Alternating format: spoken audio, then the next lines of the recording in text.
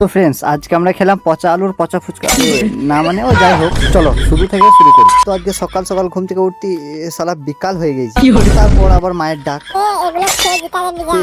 এগুলো কি রে? কপালটাই খারাপ। আর তোমরা তো জানো, ফিরতে দিলে আমি দাঁতের মহলম খেলবো।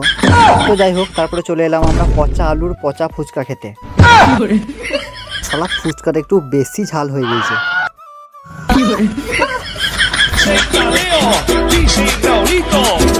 তো গাইস, ছুটতে ছুটতে সকাল হয়ে গেল। ফাইনালি সকালে উঠেই লাগিয়ে দিল কাজে, নাহলে আবার খেতে দিবে না।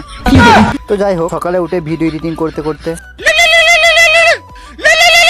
এরকম টাইমে কেউ ফোন করে, ভাই বাজার যাবো একবার আইতে তো দরকার আছে।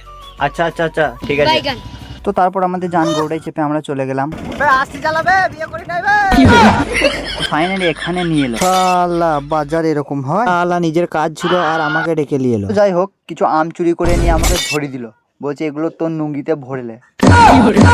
আর আমি এদিকে আম খাই। তোমরা লাইক, কমেন্ট, শেয়ার, সাবস্ক্রাইব সব করে দাও। আর এই ভিডিওটা যে শেষ পর্যন্ত দেখেছো, সেই কমেন্টে তার নামটা লিখে জানিও। টাটা।